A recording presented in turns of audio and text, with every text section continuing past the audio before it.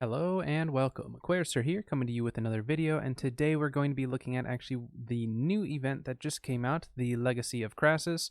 It is a pretty short event, more revolved just around getting some loot, some named weapons, stuff like that. So today we're going to be looking at that, as well as the patch notes that came with it. So let's start by just taking a look at the patch notes first, and then we'll kind of go over some of the event stuff. All right, taking a look at the patch notes here. Obviously, we have the Legacy of Crassus update. So essentially what it is there's going to be world bosses, and they spawn around Eternum. They spawn in Brightwood, Weaversfen, Morningdale, Ebenskill, and Eden Grove. A lot of servers, there's going to be people calling out where it's at. You can see on the map, actually, it's not the most obvious, but in each territory, you actually can see when it spawns in, and then typically want to go and join those. Now, you do not need to be part of a group in order to get credit. I went there solo and was able to get every single one to count for me. And previous world boss type events like this, we also have gotten credit just by running solo. So they don't want to force someone to have to be in a group in order to get the loot and all that, because there are people who like to play solo or just don't want to hop in a group just to go and run it once or twice. So it is a world boss type of an event, but it is only 2 weeks. So it seems like it's just kind of a carryover event to keep us, give us something until we can get our next actual event. There is a new dev video out as well that I have not taken a look at yet, but I will be taking a look at that as soon as possible. And then from there, we'll see what else is added. I have seen a few things hinted at in the video, so I am excited to watch that. But let's take a look at what other patch notes they have given us currently in the most recent patch here. So it looks like they fixed some of the non-interactable harvesting situations where there's occasionally a resource where you go up and it looks like you can click on it, you do it, and just doesn't do it. So that sounds like that was fixed. Fixed some mutated expeditions. They actually they were stuck in this rotation, and it sounds like they're trying to get that a little bit more randomized now. So it sounds like they actually have changed some of the elemental mutations, so they don't happen as often. So we'll see what that ends up being, or how that ends up going. They did have an update to a quest, which I have no idea which quest that is, but they did update one. World AI fixes, Dryad soldiers attacks do not interact with players, and then they removed the cat bobbleheads, which was one of the greatest bugs that they had. The cats would go crazy once they aggroed. It sounds like they might have fixed it. We'll see. It's been a bug that's been around for a while, but it's definitely not one that like breaks the game in any way. So if they fixed it, great. If not, great, because it's kind of goofy. Now we do have Outpost Rush updates. We have 2 updates to Outpost Rush, which I think are actually pretty good updates. They increase the amount of personal scoring gained from capturing and contesting points and using resources. So that's really huge for the PvEers and those who really want to focus objectives. It now gives a reason to do that and not make it feel like you're not helping the team from a scoring standpoint. Now, obviously, you are still helping the team by focusing objectives, PvE, all of that. But now it kind of gives people the score they deserve for helping out the team in that way. So I really do like that change.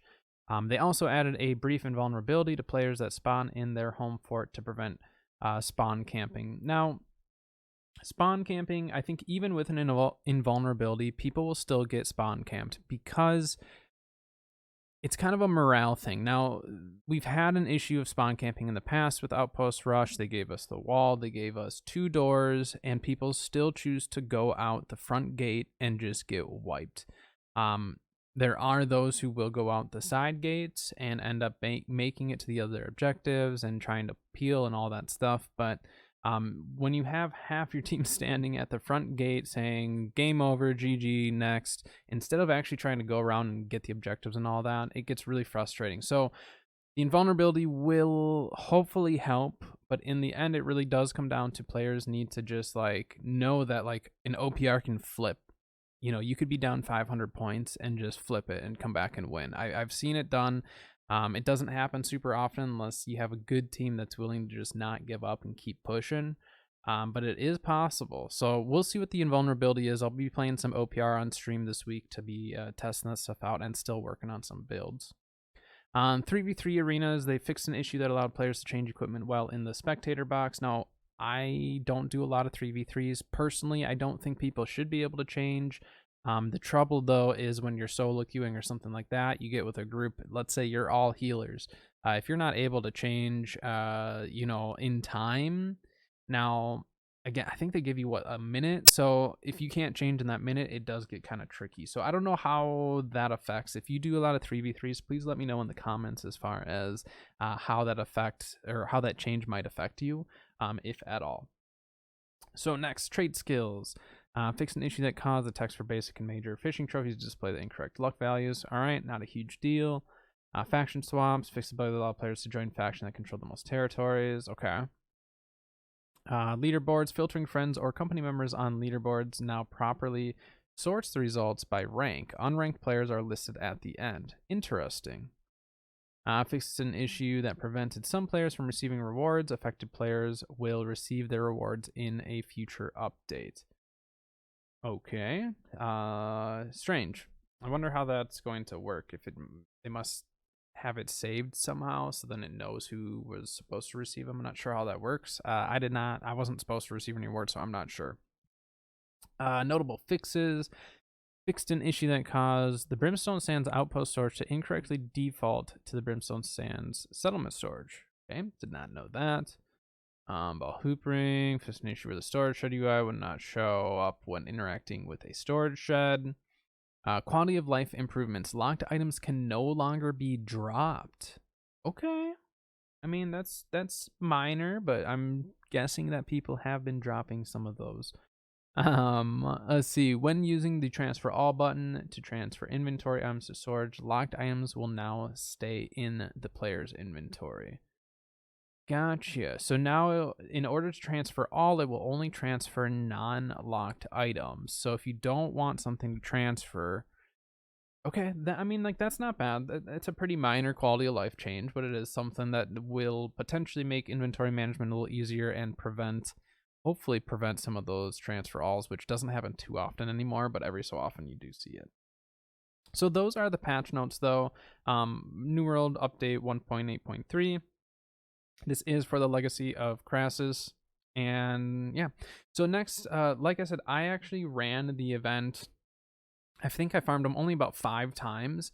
But let's hop into game here, and then I'll show you the map so you can kind of see what you're looking for on the map for that spawn.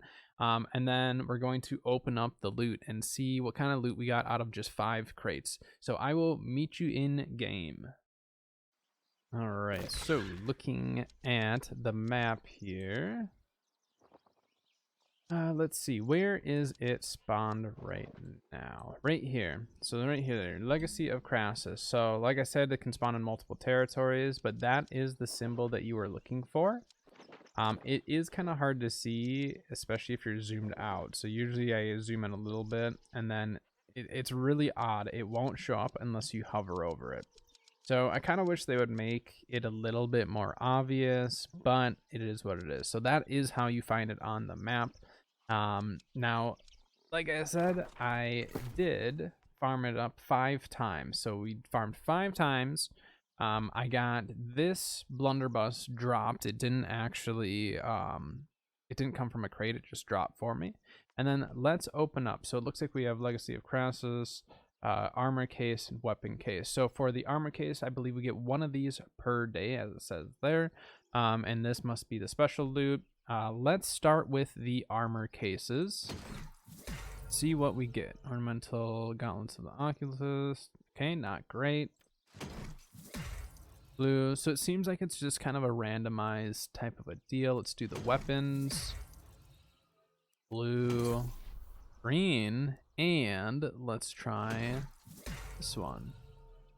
You get umbral, you get obsidian, and then it looks like you get a named, which isn't a terrible fire staff, but it really isn't great. But look what they do for you. They put a rune glass in it.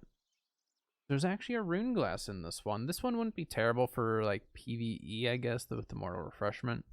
But that's really interesting. So they actually gave a rune glassed fire staff for the crate that we get once a day. So each day you can get one of those specialty crates, which it seems like it gets the umbral and gypsum, and then guaranteed one named item. Now I don't know if that's going to be a guaranteed gold every single day, but the loot really isn't like crazy. Now I only did it 5 times. 5 times is not that many. I'm probably going to run this a whole bunch of times at the start here, at the start of the event, just to see what all we can get.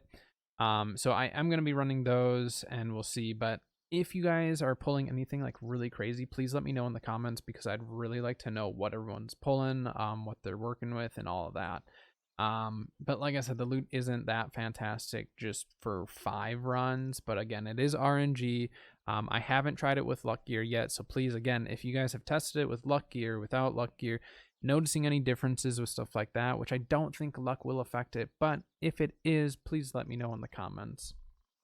Yeah, so that is the little bit of loot that I got. It's not a ton. I kind of wish they would give us a little bit more, since a lot of it is seeming to be blues and greens. But we'll just have to farm it up a bunch and see what we can get. All right, that is going to do it for this one. So with the Legacy of Crassus event, I hope you all are able to go out and get some new loot. Please let me know if you pull something absolutely crazy or amazing. Please let me know in the comments, because I want to know what people are pulling for this event. Again, it's not the most exciting, not the most thrilling, but go out, get your loot, have some fun with it as much as you can. I know that we'll have some other events coming up before long, so we'll just have to wait and see. But again, that will do it for this video. If you do like it, please drop a like and a subscribe. It does really help out the channel a lot. I do stream on Twitch throughout the week, so feel free to stop on by, run some OPRs and stuff like that. So I can hang out, ask any questions, anything like that. We would love to have you. But for now, that is going to do it for me. So until next time, I'll see you guys later.